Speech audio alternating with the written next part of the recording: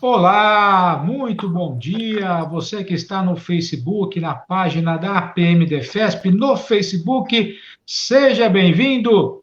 Dia da Bandeira, 19 de novembro. Vamos falar de informação. Vamos trazer a boa informação para você.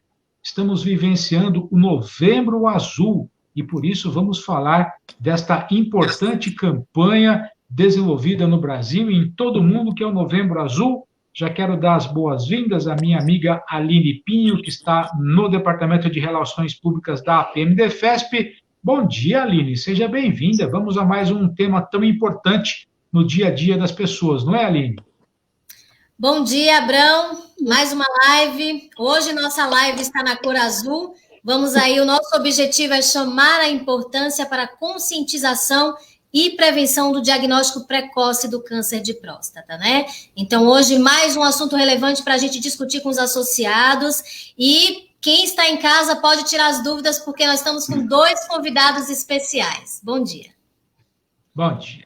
Semana passada nós falamos de diabetes, bombou a nossa live. Tem gente escrevendo até hoje, tirando dúvidas sobre diabetes, e hoje vamos falar sobre o Novembro Azul. Convidado especial, Dr. Giovanni Marchini. Dr. Giovanni é médico, formado pela Faculdade de Medicina da Universidade de São Paulo, com experiência na área de medicina, cirurgia geral e urologia, com maior interesse em cirurgia urológica minimamente invasiva, eudorologia, videolaraposcopia, robótica. Ele é coordenador científico do grupo de endurologia e litíase renal do Hospital das Clínicas da Faculdade de Medicina da USP, pós-doutorado em urologia. Doutor Giovanni, seja bem-vindo, muito obrigado por aceitar o nosso convite. Vamos falar desse assunto tão importante no dia a dia. Muito obrigado, doutor Giovanni, bom dia, viu? Bom dia, obrigado, Abrão, obrigado, Aline, pelo convite, é um prazer estar aqui com vocês, e é um prazer estar compartilhando informação com as pessoas, essa informação tão importante da campanha do Novembro Azul. Seja bem-vindo, doutor.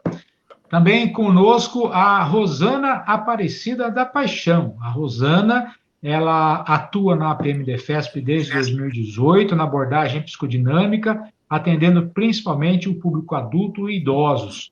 Ela é formada pela Faculdade de Ciências Médicas da Santa Casa de Misericórdia de São Paulo, pós-graduação em Psicologia Hospitalar, concluída em 2012, na Irmandade da Santa Casa de Misericórdia de São Paulo. Graduação em Psicologia, concluída em 2009 na Universidade Cruzeiro do Sul. Rosana, bom dia, obrigado por participar da nossa live, seja bem-vinda, viu? Obrigada, bom dia a todos, prazer. Legal. Aline, como é que está o nosso Novembro Azul aí na APMDFESP, sede central, nossas representações, como é que os nossos colaboradores abraçaram essa campanha do Novembro Azul? Mostra pra gente como é que está tudo isso, Aline. Olha, Abrão, é incrível o movimento, né, a causa, né, e como eles se engajam na causa. Assim como o Outubro Rosa, os nossos colaboradores também, né, vestiram aí o azul, e nós vamos passar imagens agora dos nossos colaboradores. Passei nos setores, tirei fotos com eles, vieram todos bonitinhos de azul. Olha só o pessoal, temos mais imagens. Dia tá azul hoje por aqui, viu, gente? Lembrando que não é só hoje, né? O dia da prevenção ao câncer foi no dia 17 de novembro, mas o médico está aí para falar que a gente deve falar sobre isso todos os dias do ano, né? Afinal, envolve saúde e a gente precisa estar sempre falando sobre o assunto. Isso aí. Isso mesmo. Em 2018, só para vocês terem uma ideia, foram aproximadamente 68 mil novos casos no Brasil, segundo o Instituto Nacional do Câncer, né?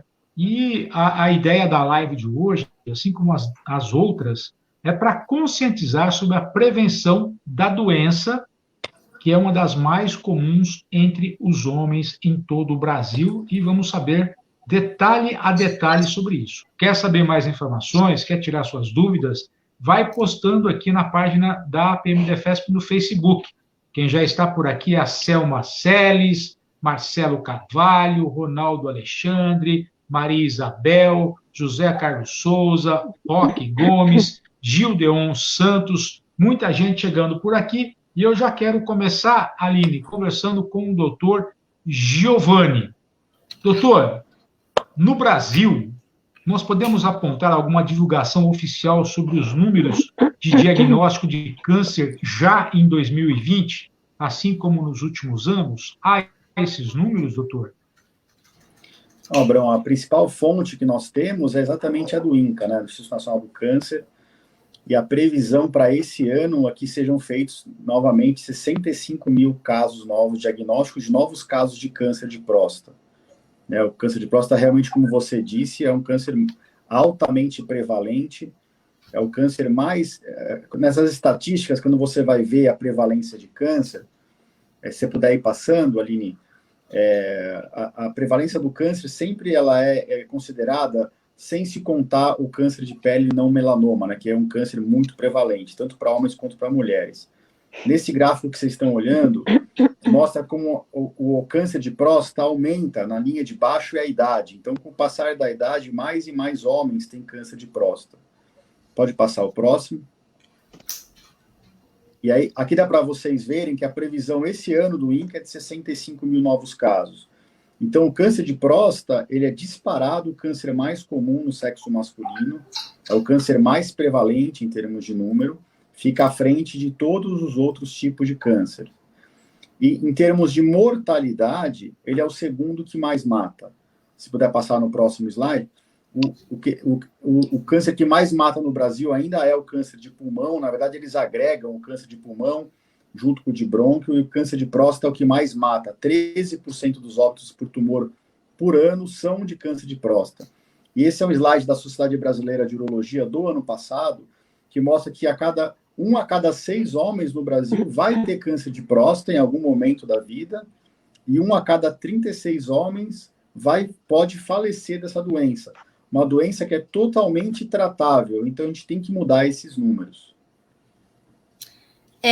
Doutor, qual é o câncer mais frequente entre os homens e há alguma faixa etária mais propensa para detectar a doença?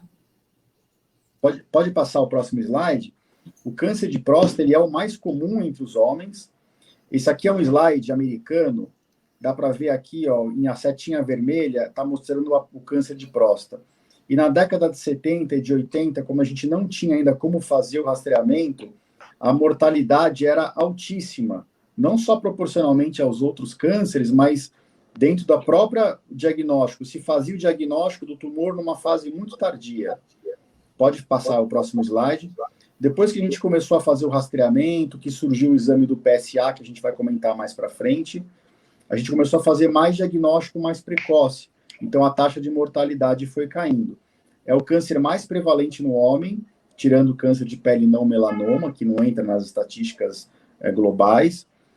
É o segundo câncer que mais mata no Brasil, e no mundo inteiro quase ele é assim. E vocês podem ver aqui é um dado americano, mas o dado brasileiro é muito parecido. A idade média ao diagnóstico do tumor é 66 anos. Então, é nessa faixa etária que mais pessoas têm o diagnóstico sendo feito. Então, é por isso que, com uma incidência maior nessa faixa etária, esse é o dado que a gente usa para tentar planejar as campanhas de rastreamento. É por isso que a gente começa o rastreamento mais ou menos 10, 15 anos antes dessa faixa etária. Porque quando a gente descobre um tumor de próstata, estima-se que aquele tumor está surgindo dentro daquele homem há quase 10 anos, 5, 10 anos.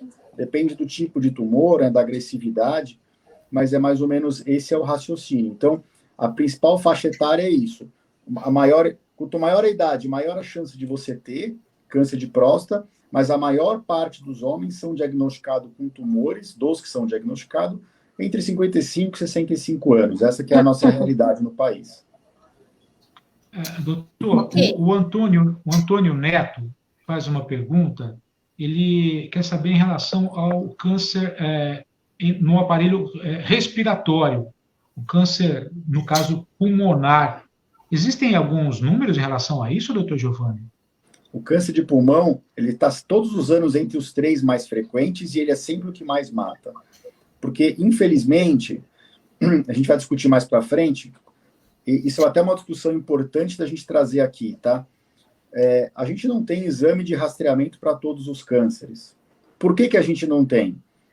Primeiro que tem câncer que cresce muito rápido, a grande maioria deles, né?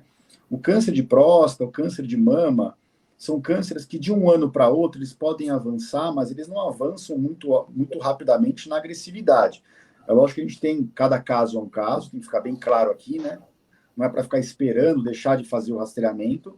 Mas quando o câncer cresce, por exemplo, em 3 meses, e pode dar metástase e levar um paciente a óbito em 6 meses, como é que a gente vai tentar fazer uma campanha de rastreamento para esse câncer? Não tem como. Não tem como rastrear um câncer que mata uma pessoa, que leva uma pessoa a óbito muito rápido. E é por isso que existe a chance do rastreamento no câncer de próstata. E essa comparação com o câncer de pulmão é muito interessante, porque a gente vai discutir aqui o que é o rastreamento, né? Quais são os tipos de prevenção. Então, eu vou deixar para falar um pouquinho mais para frente qual que é a grande diferença entre uma prevenção de um câncer de pulmão e da prevenção do câncer de próstata. Mas o câncer de pulmão, respondendo à pergunta, está sempre em segundo ou terceiro lugar em termos de prevalência e está sempre em primeiro em termos de mortalidade. É sempre o câncer que mais mata, porque quando a gente faz o diagnóstico do câncer de pulmão, geralmente é um câncer que já está mais avançado, porque a fase sem sintomas da doença é difícil de você fazer o diagnóstico. Você não tem um exame bom que nem o PSA para a próstata. Entendi. Bom, gente, você vai deixando o seu comentário aqui, o Antônio Neto já fez uma pergunta já, várias outras perguntas chegando por aqui, nós vamos tentar durante a live passar essas perguntas tanto para o Dr. Giovanni quanto para a doutora Rosana. Quero mandar um bom dia para a nossa amiga Angélica Brandão, está lá em Londrina, no Paraná, acompanhando a nossa live, legal, obrigado, Angélica. Sargento Souza, depois da corridinha matinal, acompanhando a nossa live, a Rose Vicente também por aqui, Rafael Ribeiro, o Ronaldo e a Rosângela de Jesus também acompanhando a nossa live. Vou conversar agora com a Rosana. Rosana, eu acho que é um ponto tão importante, né? E que legal que você está com a gente na live hoje. Qual é o trabalho do profissional, do psicólogo, junto ao paciente oncológico e à família desse paciente? Conta para a gente como é que você desenvolve esse trabalho na PMDFESP para receber esse paciente, Rosana. Tá. O trabalho do psicólogo, né, o trabalho psicológico é de ofertar escuta, ofertar um espaço de escuta para esse paciente, para a família, um espaço onde ele pode chegar, vir, falar sobre suas angústias, né, sobre os medos, as incertezas, todos esses sentimentos que o diagnóstico do câncer traz. Então, ele vai vir conversar com o profissional num ambiente seguro, livre de críticas, sigiloso, né? Então, isso por si só já é terapêutico, porque talvez seja o primeiro espaço onde ele vai conseguir falar sobre o que está sentindo, sem se preocupar sem ter reservas, né? O que vão pensar? Vão pensar que eu estou fraco, que eu não posso demonstrar fraqueza. Então, por si só, o espaço já é terapêutico por isso. Na terapia, nesse espaço, que a gente vai conseguir ajudar o paciente a pensar, a compreender o seu tratamento, o seu diagnóstico, o seu tratamento, qual a motivação que ele tem para tratar essa doença, como é que ele está enxergando a equipe que está tratando ele, as terapêuticas que estão sendo ministradas, porque tudo isso, toda essa compreensão que ele faz acerca do diagnóstico, tratamento, a equipe, isso faz a diferença na forma como ele vai aderir ou não ao tratamento. Também é durante a terapia que nós vamos avaliar se ele tem suporte familiar, se ele tem suporte social, financeiro adequado, né, para o tratamento, porque as demandas aumentam, os gastos aumentam, e às vezes a gente precisa ajudar esse paciente a se reorganizar, né, a pensar sobre essas questões que vão chegar em algum momento. É durante também a terapia que a gente investiga quais são suas crenças, quais são seus valores, se ele tem um olhar voltado para a religiosidade, para a espiritualidade, como ele pode usar isso ao seu favor ou não, né? Porque às vezes ele não tem nenhuma crença e não é por isso que ele precisa desenvolver, não, né? A gente jamais vai interferir nisso. Então a gente precisa avaliar também o histórico dele, como ele era, como essa família funciona anterior à doença, principalmente nos aspectos da relação em si, da relação entre eles, e se existe algum problema psiquiátrico, psicopatológico anterior ao diagnóstico, incluindo ideação suicida. Caso haja, a gente tem que fazer um acompanhamento muito de perto com esse paciente, com essa família, porque o impacto do diagnóstico do câncer pode fazer com que ele fique mais vulnerável, né? Então, em alguns casos, a gente já faz encaminhamento para psiquiatria, para usar um estabilizador de humor, né? Uma medicação que o psiquiatra vai, com certeza, ministrar. E eu costumo, muito pontualmente, fazer o seguinte questionamento com o paciente. Essa é a situação mais difícil que o senhor já enfrentou? E aí aqui a gente pode pensar que ele vai falar que sim, mas a gente acaba se surpreendendo muitas vezes. Ele pode virar e falar não, não é a primeira situação mais difícil que eu enfrento. E aí eu vou questionar com ele, o senhor pode me falar o que aconteceu anteriormente? E com isso ele faz uma reflexão e ele consegue perceber que por mais difícil que esteja, que por mais difícil que seja o momento que ele está enfrentando, ele tem recursos para lidar com isso. Se a gente pensar na população que a gente atende policiais militares, né? Eles estão acostumados a lidar com a adversidade, com o perigo, com o risco de vida. Então, esse tipo de questionamento mobiliza os recursos do paciente. Em relação à família, não sei se pode falar agora. Sim, também... mesmo porque, só um parênteses, Rosana, para o Dr. Giovanni, para quem está chegando na live agora, os associados da APM-DEFESP, Dr. Giovanni, sabem que com uma contribuição mensal, né, em torno de R$70 mês, esse associado ele tem todos os atendimentos, por exemplo, com psicólogas espalhadas não só na sede central, mas também nas representações, e ele não tem nenhum custo adicional à contribuição que ele faz mensal para ter esse acompanhamento. E não é só para o policial associado, é também para os seus familiares, né? A esposa, pai, mãe, filhos, até certa idade, também tem esse atendimento. E a Rosana também, não só a Rosana, como também outros profissionais, realizam esse atendimento quando o familiar também detecta a doença, não é, Rosana? Isso. Até falando um pouquinho da família, né? Quando a gente fala o trabalho psicológico com o paciente, com a família, não necessariamente esse trabalho vai ser feito junto, né? Cada caso é um caso. Pode ser que a gente, no primeiro momento, atenda todos juntos, depois vá fazer esse atendimento em separado. Aí é necessário uma avaliação para ver qual tipo de conduta vai ser tomada. Com a família, a gente segue mais ou menos essa mesma linha, né?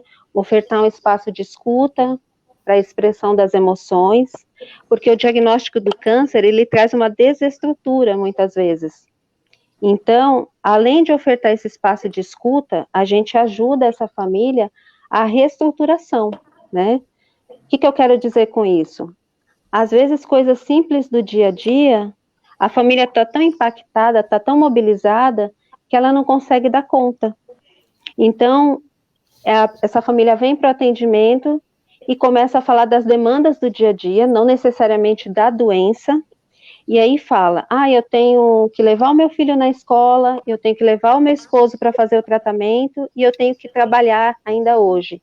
Pode parecer uma coisa simples, mas para uma pessoa que está mobilizada emocionalmente, é uma tarefa difícil, né? É verdade, então, dentro desse espaço, a gente vai falar assim, mas lembra quando a senhora me falou que tem o suporte de uma prima que pode ajudá-la? E é nessa conversa, nesse diálogo, que a gente vai colocando as coisas no lugar. Além disso, a gente também tem um olhar para a família acerca das patologias que podem vir por conta do diagnóstico. Então, é muito importante olhar para esse familiar e ver se ele tem uma predisposição ou se ele já está entrando no quadro de ansiedade, de depressão, vivenciando luto antecipatório, principalmente quando a condição do paciente não está muito boa, e um quadro muito frequente que se instala e que precisa ser olhado logo no começo é o estresse do cuidador, né? O estresse do cuidador é um cansaço, é um estresse físico e mental que está diretamente relacionado ao ato de cuidar. Ou seja, quando você não estava desenvolvendo esse cuidado, você não tinha os sintomas. Aí, falando assim, rapidamente sobre os sintomas. Que sintomas são esses? Daqui a pouco vamos falar dos sintomas, Rosana. Daqui a pouco vamos falar dos sintomas. Ótimo. Tem muita gente chegando por aqui senão eu vou perder aqui as perguntas que estão chegando por aqui, ó. A Roseli Marcarian de Siqueira, bom dia a todos. A Angélica escreve, tem muitos homens que são machistas, não gostam de fazer exame de próstata. A Regina Veleiro, o câncer de próstata tem um grande aliado, seu preconceito. Lute contra isso, faça o exame de prevenção. Rodrigo Barbosa de Almeida, grande Rodrigo, que bom reencontrá-lo. Bom dia para você também, Rodrigo. Doutor Giovanni, vamos para uma pergunta do Roque. O Roque Gomes, que é o nosso representante em Campinas. Quais são os primeiros sintomas do câncer de próstata? Quais são esses sintomas iniciais? É a pergunta do Roque, nosso representante em Campinas, doutor. Abrão, primeiro eu queria elogiar o trabalho da Rosana aí e dizer que a gente fica tentando encaixar os pacientes dentro de caixinhas de diagnósticos e, na verdade, o que os psicólogos fazem é exatamente o contrário, né? A Rosana, ela leva a individualidade, a régua que o paciente tem, todo o antecedente dele, suporte familiar. Isso é essencial para a gente tenta fazer isso no consultório, mas tem coisa que o paciente não abre para a gente. E, infelizmente, não tem como as psicólogas agirem nos pacientes que não têm câncer, porque senão muito mais homens procurariam o urologista e as especialidades que tratam da prevenção dos tumores, porque essa pergunta dos sintomas vai muito de encontro com o que acabou de ser falado, né? Então, por que os homens não vão no urologista? Eu vejo que são três, antes de falar dos sintomas, são três motivos. Primeiro, a sociedade brasileira ela é muito machista ainda. Está mudando aos poucos, eu acho, com as gerações mais novas. Os mais novos vêm com mais facilidade no consultório, mas o homem tem medo de vir no consultório, de vir ao consultório e fazer o toque, como se ele fosse deixar de ser homem por causa disso. Isso é uma besteira. O exame é um exame rápido, é um exame indolor, e não depende nada de preferência sexual. A gente atende homossexual, heterossexual, qualquer preferência, não tem nada a ver com a sexualidade, no fundo, né? Mas existe esse tabu. Então, esse é o primeiro motivo. O segundo motivo, que eu acho que é muito forte na sociedade ainda, é o fato do homem achar que vai vir ir no urologista é igual a fazer o diagnóstico de câncer, né? Existe uma gama gigantesca de doenças ou de condições que nem são doenças, inclusive da próstata, que são mais prevalentes do que o câncer. Então, muitas vezes a gente vê no consultório aqui pacientes que vêm com hiperplasia benigna, com sintomas da doença benigna, se segurando em casa há muitos anos, com medo de vir e fazer um diagnóstico de câncer, por todos os motivos que a Rosana comentou. E o terceiro motivo, que eu acho que no fundo é um dos mais importantes ainda hoje, a gente tem que quebrar esse paradigma, é que para o homem brasileiro, fazer o diagnóstico de um câncer de próstata é igual ficar impotente. Então, esse medo existe, né? E não é um medo indevido. A cirurgia antigamente, ou os hormônios antigamente, os hormônios ainda fazem isso, mas a cirurgia, principalmente, que era o tratamento curativo, e ainda é o principal, ela tinha uma alta chance de impotência no pós-operatório. E a gente vai comentar isso aqui mais para frente. A cirurgia mudou, a cirurgia robótica hoje deixa uma grande minoria dos homens impotentes. Depende muito mais da idade e da potência do homem pré-cirurgia do que da cirurgia em si, com a cirurgia robótica, né? Então a gente vai comentar isso mais para frente. Mas acho que esses são os 3 motivos que o homem não vem no urologista com a frequência que deveria. Passando agora para os sintomas, e eu vou aproveitar o gancho do rastreamento, né? Quais são os sintomas do câncer de próstata? O câncer de próstata, os principais sintomas são da parte urinária e da parte de dor óssea, né? Então, eu só coloquei esse slide aqui para mostrar do rastreamento. Pode passar ele, Aline, a gente volta mais para frente. Então, como que é feito o rastreamento? O PSA e o exame de toque. A imensa maioria dos homens não tem sintomas nessa fase da doença. Então, aqui eu vou explicar para vocês por que a gente não pode esperar os sintomas. Sintoma é sangramento na urina, dificuldade para urinar toda hora, urinar com dor no pé da barriga, dor nas costas, dor no corpo inteiro, de dor óssea. E eu falo uma coisa para vocês, os sintomas no câncer de próstata, se a gente esperar eles acontecerem para ir atrás do diagnóstico, 90% a 95% das vezes, o tumor já está disseminado. E é o que acontecia naquele gráfico que eu mostrei para vocês, quando a gente não tinha o PSA. Então, as pessoas iam no urologista já quase com o xixi travado, urinando sangue, com sangue no esperma, com dor nas costas, e o diagnóstico era feito do câncer de próstata, e o paciente recebia a seguinte notícia: olha, você tem meses ou poucos anos de vida, a doença já não tem mais como ser curada. Então, desde que foi criado o rastreamento, isso mudou. Então, como que é feito o rastreamento? O rastreamento serve exatamente para a gente não esperar pelos sintomas, né? É feito com o toque e o PSA. Então, sigam esse raciocínio. Você ir no urologista todo ano, fazer um toque retal e colher um exame de sangue, como é que isso vai impedir que você tenha um câncer de próstata? Isso não impede o câncer de próstata. E aí a gente volta àquela discussão, Abrão, aquela discussão inicial. Qual que é a diferença do câncer de pulmão para o câncer de próstata? O câncer de pulmão, ele tem uma fase assintomática da doença em que você não consegue fazer o diagnóstico, você não tem exame. Você teria que fazer tomografia de tórax no paciente a cada 2 meses. É inviável. O PSA, a gente tem como fazer. Toque e PSA. O rastreamento impede que o câncer de próstata aconteça? Não impede. Né? Você vir no urologista, fazer o toque e o PSA todo ano, não vai impedir de um tumor aparecer. A única coisa é que você vai fazer o diagnóstico precoce. É diferente no câncer do pulmão de eu falar assim: Abrão, para de fumar. Ou seja quem for, pare de fumar. Isso vai diminuir a sua chance de ter câncer de pulmão no futuro. Isso a gente chama de prevenção primária. Você muda uma conduta, uma rotina, para que impeça um evento de acontecer, ou diminua a chance dele acontecer. Na próstata não é prevenção primária, é prevenção secundária. Você vai fazer o rastreamento todo ano para fazer o diagnóstico precoce e, com isso, aumentar as chances de cura da doença sem trazer sequelas. Então, essa é a grande diferença da prevenção primária, parar de fumar para câncer de pulmão, por exemplo, da prevenção secundária, que é o câncer de próstata, o câncer de mama, de fazer o exame de toque, o autoexame da mama na mulher, fazer a mamografia na mulher, fazer o PSA no homem, que é uma prevenção secundária, fazer o diagnóstico precoce e com que isso permitir que a gente faça um tratamento precoce. Então, resumo, não esperem pelos sintomas. Os sintomas não são específicos do câncer. Muito homem que tem sintoma urinário é por outro motivo, é por um problema na bexiga ou por uma doença benigna da próstata.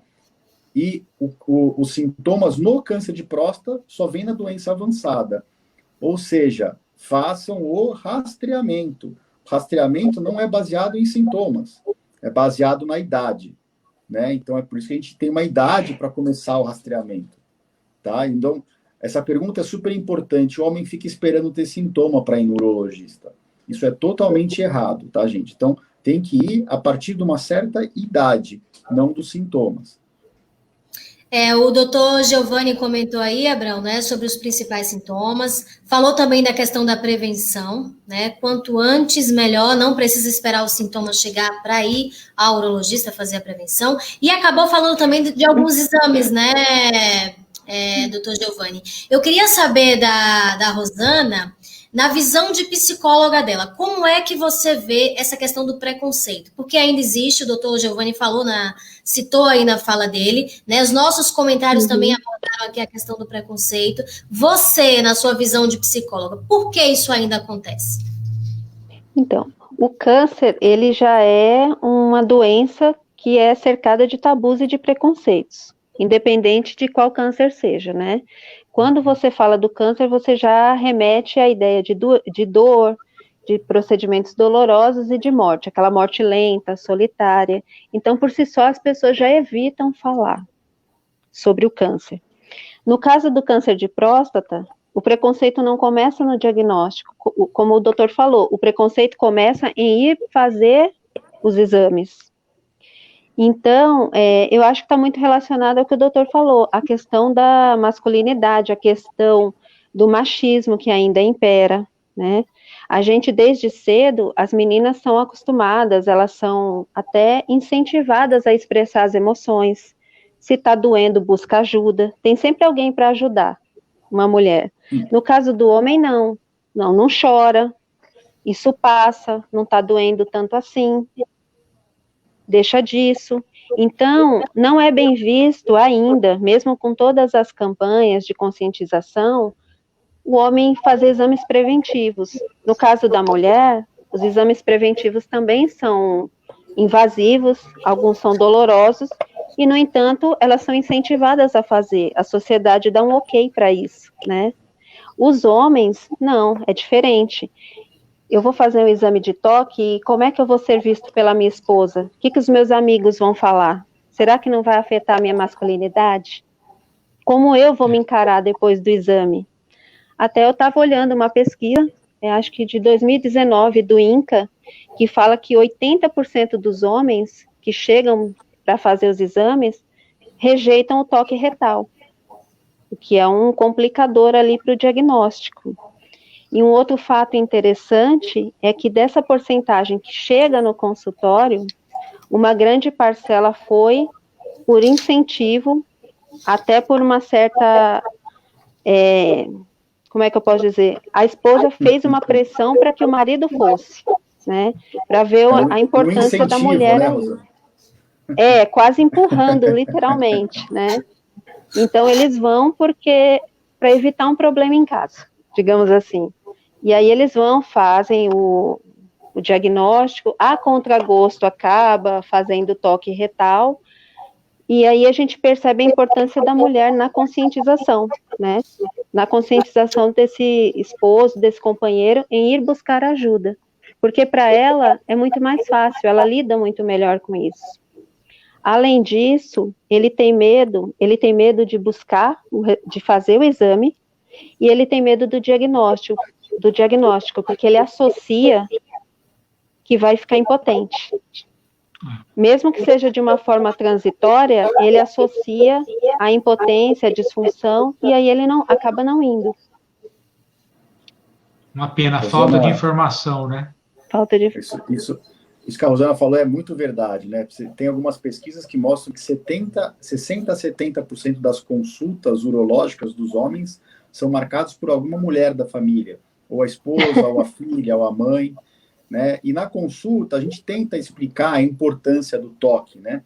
O PSA, hoje em dia, ele com certeza é o método que mais faz o diagnóstico, mas a gente tem alguns tipos de câncer de próstata que não elevam o PSA, né? Então a gente tem que fazer o PSA todo ano para ter uma curva dele, né? A curva do PSA, a evolução dele é mais importante do que um valor isolado. Então não adianta ir no urologista 1 ano e ficar 10 anos sem ir.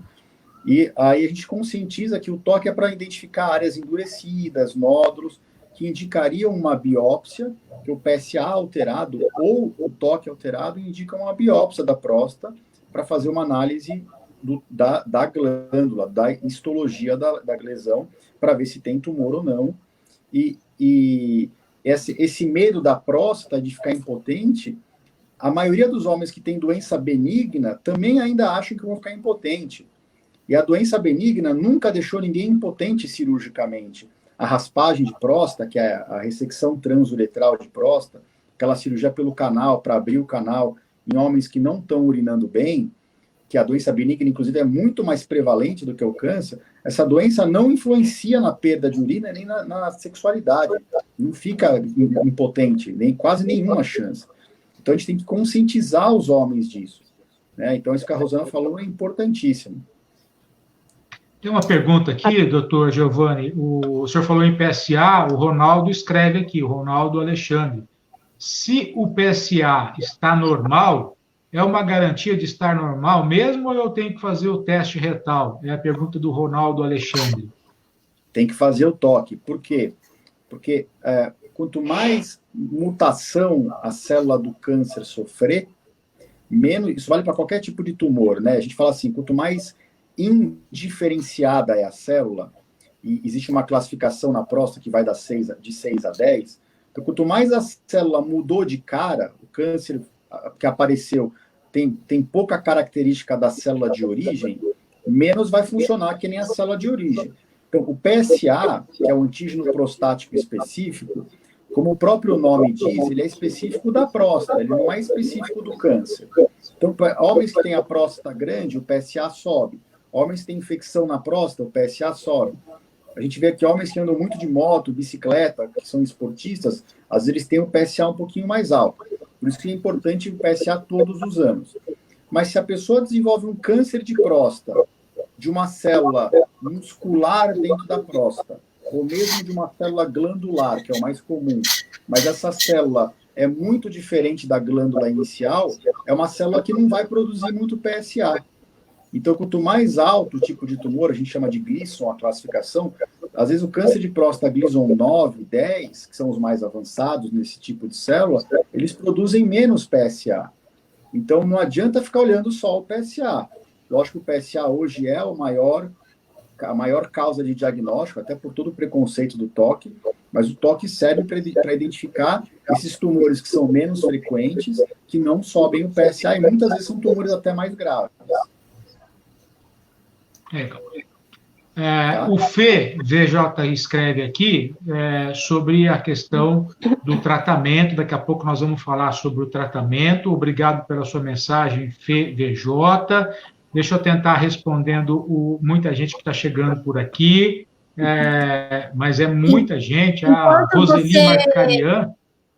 Enquanto você responde aí, Abrão, vamos mandar um abraço para os nossos psicólogos. Lembrando que nós temos 14 psicólogos em toda a APMDFESP. Nós estamos na Central, Zona Norte de São Paulo, temos na Zona Sul, Leste, Oeste, Mogi das Cruzes, Santos e Campinas. Então, nós temos aí psicólogos espalhados por toda a APMDFESP.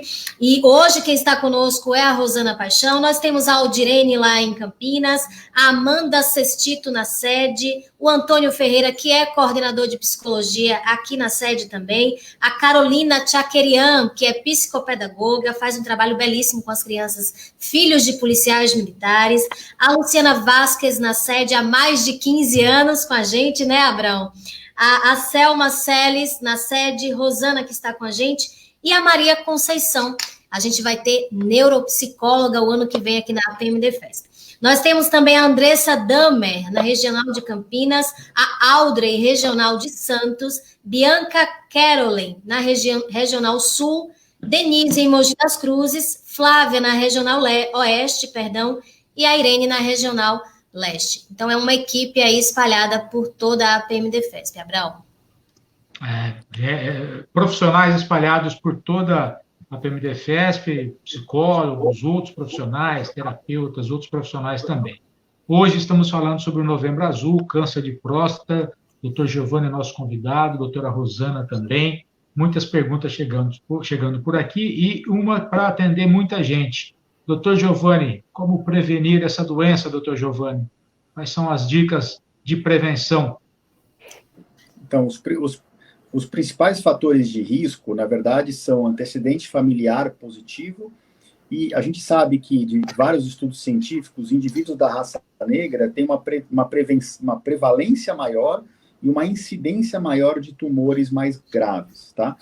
Então, aí eu vou até passar para quando a gente deve começar o rastreamento, né? Então, prevenir, evitar cigarro, evitar obesidade, tem alguns estudos que sugerem que possam estar associados a risco. Mas se você for da raça negra, ou se você tem um antecedente familiar, então um pai ou um irmão, um parente de primeiro grau com tumor de próstata, você tem que ficar mais atento.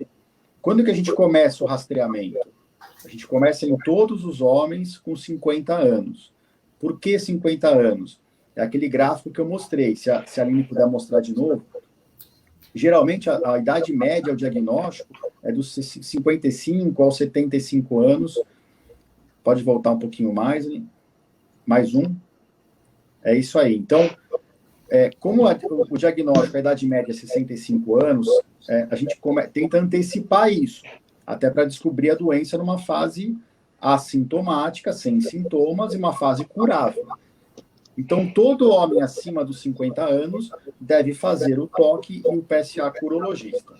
Como os principais fatores de risco são a raça negra e o antecedente familiar presente, a gente antecipa para 45 anos nessas duas situações. Então, todo homem a partir dos 50 anos, a partir dos 45 anos, se você tiver um parente de primeiro grau que teve câncer de próstata, ou se for da raça negra, esse gráfico aí mostra claramente ali nos homens como a prevalência é maior e também a gravidade é maior. Os asiáticos, né, os orientais, têm uma prevalência menor, mas neles a gente também começa com 50 anos. Então é bem fácil de lembrar. 50 anos, todo mundo tem que ir no urologista. Eu tenho 35 anos e vou no urologista todo ano para fazer exame de rotina, que nem as mulheres vão no ginecologista, isso está acontecendo cada vez mais. Nada impede da gente pedir o PSA e começar a curva, só não precisa ainda começar o toque. Toque, 50 anos. E a Aline perguntou de exames, Aline. Então é o toque e o PSA, e hoje a gente tem... Quando a gente faz o diagnóstico do tumor, ou mesmo antes de fazer, a gente tem uma ressonância magnética que ajuda bastante, que chama multiparamétrica, não dá para deixar de mencionar aqui. Então, quando o PSA está subindo, a gente quer ver se tem alguma área estranha na próstata, no toque a gente não está sentindo nada, a gente pode pedir essa ressonância para tentar identificar alguma área suspeita dentro da próstata, tem que ser a multiparamétrica, tá? E uma vez feito o diagnóstico, se eu fiz uma biópsia e descobri o tumor, aí eu preciso estadiar. A gente também pede a ressonância, geralmente, e pede uma cintilografia óssea, que é para ver se o tumor mandou célula para algum lugar, tá? Apesar que com PSA abaixo de 10, abaixo de 20, é difícil o tumor ser metastático, tá? Doutor Giovanni, qual é a probabilidade do paciente que já teve um primeiro câncer voltar a enfrentar a doença? Olha, isso é até difícil de responder, porque depende de muitos critérios, viu, Aline? Então, a chance de cura de um câncer de próstata, se o diagnóstico for precoce, é acima de 95% em 10 anos. Então, de cada 100 homens que são operados ou tratados de câncer de próstata, que fizeram o diagnóstico numa fase assintomática, com PSA ou toque, um PSA abaixo de 10, 95 desses 100 homens ficam curados. 5% podem ter recidiva da doença. Agora, essa recidiva não quer dizer que o homem vai morrer disso, de jeito nenhum. Na recidiva da doença, a gente vai falar aqui do tratamento, a gente tem mais opções terapêuticas para continuar o tratamento e impedir que o homem morra da doença. E por isso que essa informação não bate com aquela lá no começo. Então, como é que tanta gente morre do câncer de próstata no Brasil ainda? Porque ninguém faz o diagnóstico precoce. Se a gente fizesse o diagnóstico precoce, se a população se conscientizasse, esses números com certeza mudariam. Mesmo com a prevalência alta, a mortalidade do tumor cairia. E é isso que a gente está buscando com as campanhas do Novembro Azul. Legal. Gente, quero mandar um bom dia a todos que estão aqui na nossa página no Facebook. A live vai continuar por aqui depois. Se você acha interessante compartilhar todas essas informações com outras pessoas, fique à vontade, né? Compartilhe a live. Eu quero mandar um bom dia para o nosso presidente, o Figueiredo, que está acompanhando a nossa live aí na sede central, para o Vladimir, que é o vice-presidente, para o Renato, que é o secretário-geral, para o Edinho, que é o diretor financeiro, para o Carneiro, que é o nosso diretor social, o Peter, o diretor jurídico, para o Miragaia, diretor de patrimônio, para o Belmiro, o Ayrton, que é diretor de clínicas, para a dona Elisa, diretora de relações públicas, para o Major Molique, para todos do Conselho Deliberativo, para o Jair Teles, que é presidente do Conselho Fiscal, e todos os demais integrantes do Conselho, para os nossos representantes de Campinas, o Roque, Mogi das Cruzes, o Claudinei, Santos, o Baessa, Zona Leste, o Mauro, Zona Sul, o Ricieri e Zona Oeste, o Prachetes, todos que estão ligadinhos na nossa live, muita gente por aqui, vamos tentar responder alguns. A Thaisa Rodrigues Ribeiro, bom dia a todos, bom dia, doutora Rosana. A Roseli escreve aqui, verdade, doutor Giovanni, são as mulheres que incentivam e marcam consulta para o marido, confirma a Roseli aqui. E eu queria, agora com a Rosana, vamos tocar num assunto, nós já falamos superficialmente, mas vamos agora falar diretamente, né? Rosana, muitos homens têm medo do que vai acontecer com a vida sexual após o câncer de próstata. Alguns profissionais dizem que boa parte da dificuldade sexual é emocional, é psicológica. É isso mesmo, Rosana? Então, tem que avaliar cada caso, né? Toda vez que chega um paciente para a gente com uma queixa de disfunção ou de impotência, a primeira conduta nossa é pedir para ele avaliar as questões clínicas, pedir para ele voltar no médico, fazer todos os exames que o médico pedir. No caso do paciente com câncer de próstata, ele já está sendo acompanhado por uma equipe, por um médico. Então, a gente sempre questiona com ele, como é que está o seu tratamento? Você está seguindo o seu tratamento? Aí ele chega e fala, não, já passei no médico, já fiz todos os exames e foi descartado qualquer questão clínica, qualquer questão orgânica. Aí a gente vai começar a olhar quais as questões emocionais que podem estar influenciando nessa impotência, nessa disfunção. Uma coisa que precisa deixar claro é o seguinte, não é porque um paciente chega com uma queixa inicial de dificuldade de lidar com o diagnóstico, ou não é porque ele chega com uma queixa inicial de impotência, que nós vamos passar 1, 2, 3, 6 meses, 1 ano falando sobre isso. Porque o que acontece? Ele está tratando uma doença, mas a vida está seguindo. Então, tem outras coisas que estão acontecendo na vida dele, na vida da família, que pode estar sendo negligenciada. Aí, para ficar claro, a gente vai dialogando, a terapia vai correndo, e, de repente, ele fala de uma questão financeira. E por conta do câncer, por conta de tudo isso que eu estou passando, eu estou me sentindo impotente, eu não consigo lidar, eu não consigo arcar com as despesas da minha casa. E aí a gente vai refletindo sobre isso, e à medida que ele fala, ele vai internalizando a própria fala, e na melhor das hipóteses, ele conseguiu um emprego e, de repente, a coisa melhorou. E ele não voltou mais no assunto da impotência. E aí, Entendi. A terapia vai seguindo, a gente questiona, ele fala, melhorou, ou eu tive eu melhorei, ou eu curei. O que eu quero dizer com isso? Pode até ser emocional, mas não necessariamente está relacionado à doença, mas está relacionado aos vários outros fatores da vida dele que podia estar sendo negligenciado, porque ele estava tão focado na doença que as outras coisas ficaram no plano B, e a gente traz à tona na terapia. Não sei se ficou claro. Sim, muito. Tem tanta pergunta por aqui. Claro, doutora, claro. Isso que a Rosana falou é super importante, né? Independente do câncer de próstata, se você pegar os homens acima de 50 anos, 50% deles têm algum grau de disfunção erétil, né? E a maior causa de disfunção erétil hoje, ela é psicológica, psicogênica. Pelo estresse do dia a dia, pelo estresse financeiro, pelo estresse familiar, por vários motivos que os psicólogos sabem trabalhar como ninguém, né? E você pode, aí quando um diagnóstico do câncer, aí você pode somar a isso uma causa orgânica mesmo, que é o pós-operatório, ou às vezes uma medicação. Uhum. O que é importante? A gente sempre perguntar para o paciente, eu peço sempre ele dar uma nota de 0 a 10, 0 não consegue ter ereção, 10 a melhor que já teve na vida, para a gente ter uma ideia do basal. E a gente sempre pergunta, a gente tem que excluir as causas orgânicas, isso independente do câncer, então a gente dosa os hormônios, a tireoide, dosa a testosterona, se o paciente é diabético ou hipertenso, ele tem fator de risco até vascular para ter obstrução dos vasos do pênis, mas o que a gente vê na prática hoje diária é que a maioria tem um componente psicológico importante. Então esse trabalho do urologista, em paralelo com o psicólogo, é muito importante. Se o paciente chega para mim e fala, olha, eu estou com uma dívida que não acaba mais, eu estou com um problema com um filho, a minha esposa não cuida mais de mim, mas quando eu entro dentro do quarto e fecho a chave com ela, a gente esquece de tudo que está lá fora e vai tudo ótimo. E isso não é o normal, né? Isso é o estranho, né?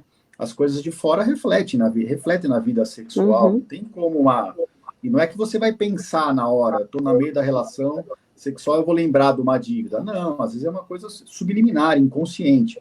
Então, esse trabalho conjunto com a psicóloga é a maior chance de ter sucesso no tratamento com o paciente. O urologista, que às vezes começa a conscientização, convence aí no psicólogo, que nem sempre é fácil convencer, às vezes começa uma medicação para quebrar o ciclo vicioso de ansiedade que o paciente entrou, ansiedade de performance, e aí o psicólogo faz o trabalho principal, eu acho, que é conscientizar o paciente do quanto aquela parte que ele nem tinha pensado estava impactando na vida sexual.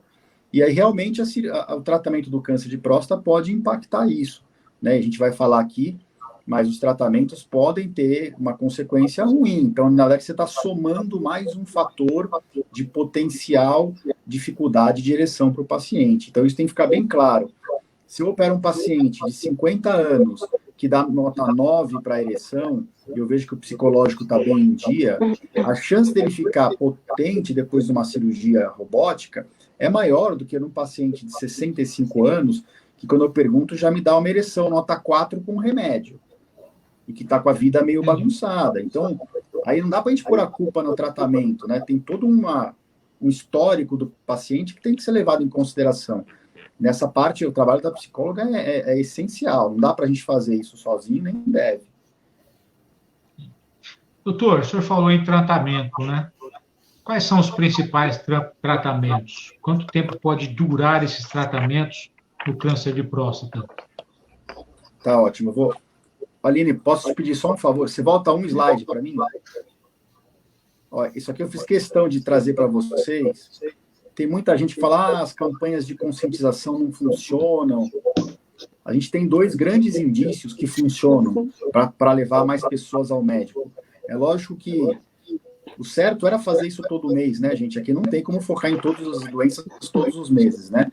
Mas, primeiro, a gente tem claramente mais diagnóstico de câncer de próstata sendo feito em novembro e dezembro, né? A doença não acontece mais em novembro e dezembro, a doença acontece com a mesma incidência o ano inteiro. Então, se está fazendo mais diagnóstico, é porque a doença está crescendo, está sendo mais diagnosticada nessa época, porque está indo mais no médico. E esse aqui, eu não sei se vocês conhecem essa ferramenta do Google, chama Google Trends. Você consegue colocar uma palavra e pesquisar em uma região o quanto essa palavra é buscada em relação ao basal dela. Então, essas espículas que vocês estão vendo em vermelho, que é para a palavra próstata, em azul, que é para câncer de próstata, essas espículas são em todos os novembros dos últimos anos. Então, vocês veem que a palavra próstata e câncer de próstata, todo novembro, cresce muito a procura. Então, isso mostra que as campanhas ajudam. As campanhas ajudam, né? A fazer o diagnóstico precoce e trazer o tratamento. Então, pode passar para o tratamento agora, Aline? Eu gosto de dividir, para explicar e deixar bem claro, que o tratamento a gente pode dividir em 2 grupos. O paciente que tem o câncer de próstata na próstata e aquele que tem o câncer de próstata que já espalhou, né? A gente quer sempre tratar o câncer restrito à próstata. É para isso que a gente faz o rastreamento. Mas, às vezes, o câncer já espalhou no diagnóstico. Então, a gente tem que falar também desse tipo de tratamento. Então, quando o câncer está restrito à próstata, a gente tem, basicamente, 3 opções de tratamento hoje, tá? A primeira opção é essa aí que vocês estão vendo. É fazer uma biópsia todos os anos. Na verdade, é o não tratamento. Isso cada vez é mais feito, tá, gente? Eu vou explicar por quê.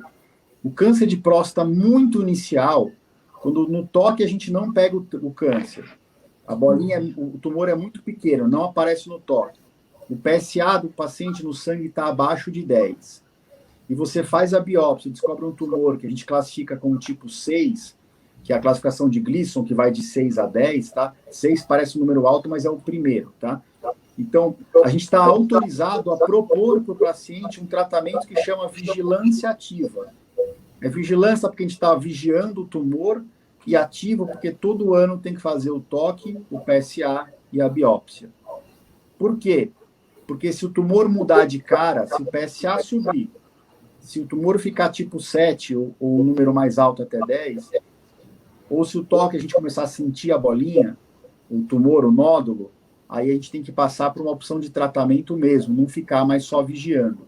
E por que a gente dá essa opção de fazer a vigilância ativa? Porque o tratamento sempre tem as suas sequelas, por mais avançado que ele seja. Ele tem uma chance pequena de deixar o paciente com incontinência de urina, ele tem uma chance pequena de deixar o paciente com impotência, e se a gente escolher a radioterapia, por exemplo, pode machucar órgãos vizinhos.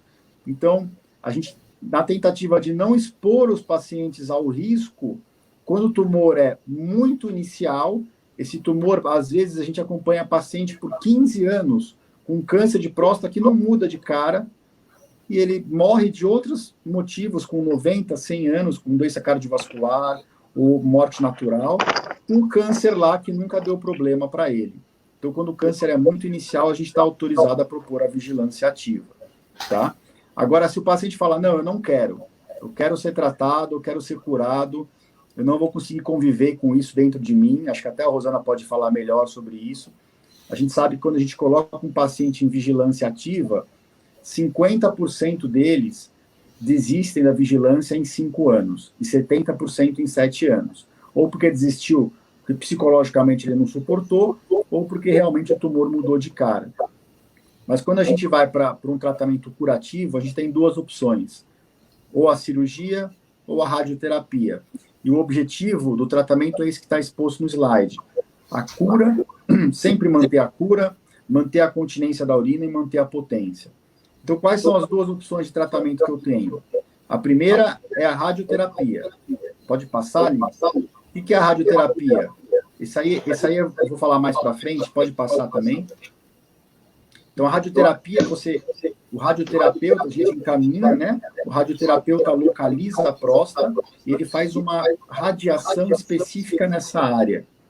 Tem uma chance de 80%, 85% de chance de cura naqueles casos iniciais que eu falei. Tem uns detalhes que depois que se faz a radioterapia, o PSA cai, mas ele não zera. Ele chega num valor basal para cada paciente, tá? E se um dia o tumor voltar, é um pouquinho complicado de operar esse paciente, para tirar a próstata dele depois. É uma cirurgia um pouquinho mais complicada, mais agressiva, com maior chance de sequelas. Pode passar o próximo. Hoje, a maior parte dos homens com câncer de próstata são tratados com cirurgia.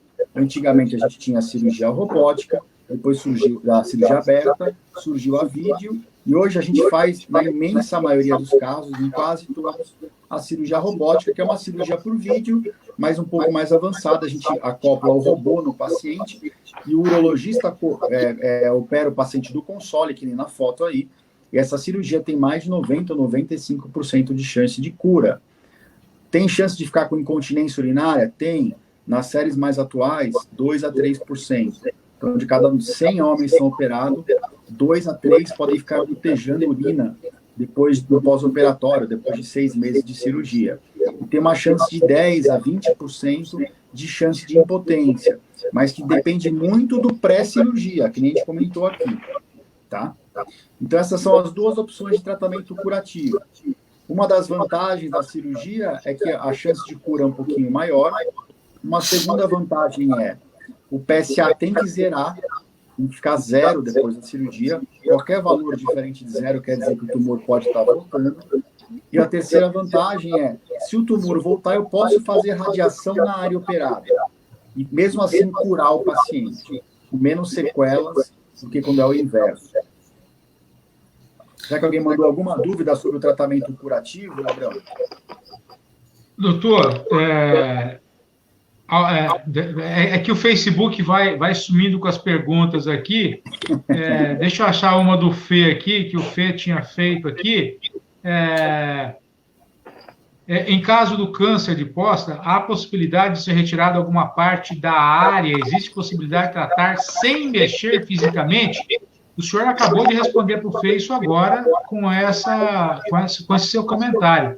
Uma pergunta que o Fê tinha feito, mas o senhor já respondeu para o Fê em relação à possibilidade de tratamento sem mexer fisicamente, não é, doutor? Abrão, a gente tem... imagina o seguinte, a próstata é como se fosse um pãozinho pequeno, né? E na casca do pão é onde passam os nervos que cuidam da ereção e da continência da urina. Então, quando é câncer, a gente tem que tirar a próstata inteira. A próstata com a pseudocápsula dela, ou seja, tirar o pão com a casca. Existem técnicas mais modernas, que são experimentais ainda, e que já tem até um tempo de seguimento, mas que tem a ablação, o HIFU, que é um ultrassom de alta frequência, em que você só trata a área que veio positiva na biópsia. Qual que é o problema disso? Primeiro, às vezes não mata o tumor, e segundo, o tumor de próstata, muitas vezes ele é multifocal. Você faz a biópsia, descobre o tumor no terço médio da próstata do lado direito, e na hora que você faz a cirurgia, tira, manda para análise e tinha um tumor do lado esquerdo. Nessas terapias mais novas, experimentais, esse lado esquerdo não estaria sendo tratado. Então, isso é um problema. Então, hoje, o padrão ouro ainda é a cirurgia robótica e muito provavelmente vai ser assim por muito tempo ainda. Rosana, o doutor Giovanni falou aí sobre os tratamentos e eu pergunto para você quais dicas você dá para o paciente com o diagnóstico da doença e para a família dele passar aí por essa situação com mais tranquilidade. Olha, é importante que os homens que foram diagnosticados com essa doença, que eles possam refletir sobre a situação, buscar ajuda e saber que eles podem vivenciar a sexualidade de uma forma saudável, né? Para isso é importante ter um diálogo franco com a esposa, com a parceira, né? Se permitir compartilhar as emoções, os sentimentos entre o casal, se necessário buscar ajuda, né? Ajuda médica, ajuda psicológica, uma terapia de casal também pode ajudar muito nesses casos, né? Eu não havia mencionado anteriormente, e saber que o câncer, ele não é mais uma sentença de morte, desde que diagnosticado precocemente. Por isso a importância de buscar fazer os exames, superar essa dificuldade, todo esse machismo que ainda impera, né? No consultório, muitos pacientes trazem a preocupação em relação ao exame. Quando não tem jeito que eles fazem o exame, eles voltam e eles mesmos constatam que não foi tão ruim assim, que foi tranquilo, que era mais o medo e o preconceito que estava segurando, que eles já deveriam ter feito muito antes. Então, é importante a conscientização, né? Em relação à terapia, ainda existe muito tabu em procurar um terapeuta, em procurar um psicólogo. Isso é coisa para gente fraco, isso é coisa para gente medrosa. Não é, não. Você precisa ter muita coragem, você precisa ser muito forte para sentar em frente a uma pessoa que você nunca viu na vida e falar de coisas tão íntimas a respeito da sua saúde. Acho que a Rosana deu uma travada aí, né, Abrão? Opa, voltou. A literatura fala que a família... Oi?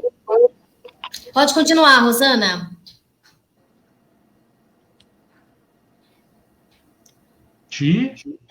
Deu uma travada. Vamos seguir. Desde os primeiros sintomas. Deu para ouvir? É que está travando, o sinal está chegando meio cortado, Rosana. Mas vamos lá. Já no final. Não sei que parte que travou. Concluí, deu para ouvir? Sim. Então tá. Só o finalzinho que cortou um pouquinho, mas tá valendo. Então, tá importante bem. Essa terapia de casal que a Rosana disse é muito importante, muito importante. Uhum. Deixa eu só fazer uma observação, só para encerrar. Eu falei da família, que ela está junto desde os primeiros sintomas, né? E não desde o diagnóstico. Porque às vezes é o familiar que nota que tem algo errado. Então, o familiar, ele é o cuidador, e por si só pelo fato de ser cuidador, ele precisa de cuidados. Então, mesmo que o paciente tenha certa resistência e fala, não, eu não preciso de psicólogo, o familiar cuidador esquece por um minuto a opinião do paciente e fala, tá bom, você não vai procurar, mas eu vou. O atendimento psicológico é aberto para o cuidador, mesmo que o paciente não queira. Só para concluir. Legal. Para encerrar, eu gostaria de perguntar para o Dr. Giovanni se a detecção da doença logo no início tem algum índice de cura, doutor? Você pode falar um pouquinho mais sobre isso? Tem sim, a chance de cura com radioterapia chega a 85%, com cirurgia chega a mais de 90%, 95%. E lembrar que a gente tem que tentar hoje operar quem tem que ser operado, né? Tratar quem tem que ser tratado. Se o paciente tem condição de entrar em vigilância ativa, a gente tem que incentivar os urologistas a fazerem isso, e desde que o paciente seja um bom candidato, tenha os critérios e aceite fazer uma biópsia a cada ano, acompanhar com o PSA e com o toque, que não vá fugir, porque senão o tumor pode avançar sem que a gente faça o diagnóstico de que o tumor vai avançar. Só para terminar o tratamento, Aline, quando a gente pega um paciente com câncer que já está mais avançado, que já saiu da próstata, na cintilografia óssea, na ressonância, isso também para o homem não é uma sentença de morte, tá? O câncer de próstata, diferente de outros, ele se alimenta da testosterona, que é o hormônio masculino. Então, nessa situação, o tratamento é um tratamento hormonal. A gente usa um hormônio que bloqueia a testosterona e, com isso, a gente paralisa o crescimento do tumor. E, às vezes, esses homens vivem 5, 10, 15, 20, 30 anos, às vezes, dependendo muito do tipo de tumor que eles têm, do grau de tumor. E aí, nessa situação do hormônio, aí sim, como a gente corta a testosterona, é bem complicado do homem manter a libido, a vontade de ter relação, a ereção. Então, aí sim, a gente vê que a parte sexual, muitas vezes, é bastante comprometida. Nem sempre o tratamento hormonal é contínuo, a gente para por 1, 2 anos e vê como é que o tumor se comporta. Mas, no fundo, é mais um motivo para o homem que não quer perder a ereção procurar o urologista. Se ele não quer diagnosticar o câncer numa fase avançada e precisar do tratamento hormonal que vai dificultar a ereção dele, tem que fazer o diagnóstico precoce, tá? E para dar uma visão disso que a Rosana falou, só que eu te comentei ali, eu tenho um podcast que eu publico muita coisa de urologia, no qual eu entrevisto os meus pacientes. E eu até tenho uma entrevista bem interessante de um paciente que eu operei da robótica. E eu tento explorar nesse podcast exatamente as angústias que o paciente passou. E durante o episódio é muito claro, ele fala o tanto que ele ficou desestabilizado, que nem a Rosana falou, que perdeu o chão, que ficou totalmente assustado com o diagnóstico e com o tratamento, e que hoje ele está mais satisfeito por estar curado e está sem as sequelas, porque a gente fez uma cirurgia robótica. Mas é interessante para quem está ouvindo aqui, se tiver interesse, de ver a visão do paciente, que a gente tenta mostrar, que a Rosana conhece tão bem aqui, e que às vezes numa live acaba ficando muito teórica, né? Legal. Gente, passamos de 1 hora de live, procuramos tirar as dúvidas que chegaram por aqui. Quando o assunto é interessante, o tempo passa rápido demais. O doutor Giovanni tem uma agenda pela frente, a doutora Rosana também. Quero agradecer imensamente a todos que acompanharam a nossa live aqui no Facebook. Daqui a pouco subimos para o YouTube também essa entrevista, muito legal. Acompanhamos o Dr. Giovanni no Instagram. Já publiquei aqui o endereço do Dr. Giovanni no Instagram, também o site do Dr. Giovanni, para você também acompanhar o Dr. Giovanni, tirar suas dúvidas, sempre bastante esclarecedor e direto no assunto, né? Tirando as dúvidas direto em relação principalmente hoje, no câncer de próstata, né? Aline, chegamos ao final de mais uma live, Novembro Azul, mais um trabalho de informações para o associado e para todos que acompanham a APMDFESP, né? Foi uma live muito esclarecedora, 2 profissionais aí da área, né? Nada mais lógico do que a gente falar com um urologista e com um psicólogo para falar dessas 2 questões clínicas e questões emocionais. E é isso, o acompanhamento psicológico também é importante, porque além da saúde física, é preciso cuidar da saúde mental. Muito obrigada, doutor Giovanni, por aceitar o nosso convite, pela sua disponibilidade. Foi um prazer muito grande receber você aqui com a gente, viu? Rosana também, muito obrigada pela sua participação, por essa disponibilidade de estar aqui com a gente hoje. Obrigado, de ficar à disposição. Obrigada. Obrigado, doutor Giovanni. Um grande abraço. Bom dia. Um grande abraço para vocês. Tchau, Rosana. Valeu. Tchau, obrigado. Obrigada. Tchau. Tchau, gente. Aline, obrigada. Até a próxima. Obrigado. Até a próxima. Tchau. Valeu. Tchau.